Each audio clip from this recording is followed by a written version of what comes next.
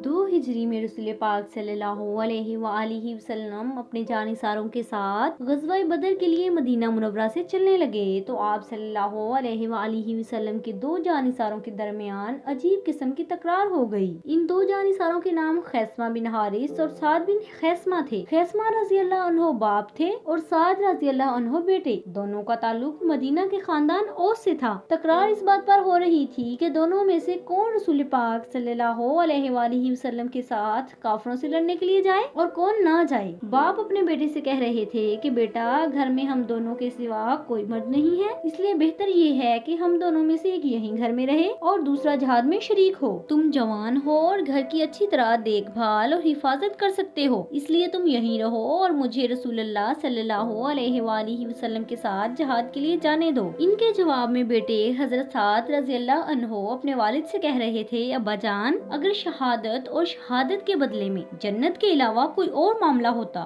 तो मुझे घर पर रहने में कोई उज़र न था। मुझे अल्लाह ताला ने इतनी ताकत दी है कि मैं रसूलुल्लाह सल्लल्लाहु अलैहि वसल्लम के साथी होने का हक पूरी तरह अदा कर सकूं। इसलिए आप घर पर रहिए और मुझे जिहाद पर जाने की इजाजत दीजिए। शायद अल्लाह ताला मुझे शहादत नसीब फरमाए। लेकिन बाप का इसरार था कि बेटा घर पर रहे और वो रसूलुल्लाह सल्लल्लाहु अलैहि वसल्लम के साथ जाएं। बड़ी बहस और तकरार के बाद दोनों ने तय किया कि कुरा डालते हैं, जिसका नाम कुरा में निकले वो लड़ाई पर जाए और दूसरा घर पर रहे। एक रवायत ये है कि बाप हजरत खैसमा रज़ी अल्लाह अन्हो ने कुरा डालने के लिए तजवीज पेश की, जिसे बेटे ने मंजूर कर लिया। कुरा डाला गया तो बेटे हजरत साद रज़ी अल्लाह अन्हो का नाम निकला। उसको इस कदर खुशी हुई कि कदम जमीन पर न टिकते थे। वालिद भी अब मजबूर हो गए कि घर पर रहें और बेटे को जिहाद के लिए रसूल पाक सल्लल्लाहु अलैहि वसल्लम के साथ जाने दें। चुनाचा हजरत साद रज़ी अल्लाह अन्हो रसूल पाक सल्लल्लाहु अलैहि वसल्लम के साथ बदर पहुंच गए। लड़ाई शुरू हुई तो हजरत साद रज़ी अल्लाह अन्हो इस जोश और जज्बे के साथ लड़े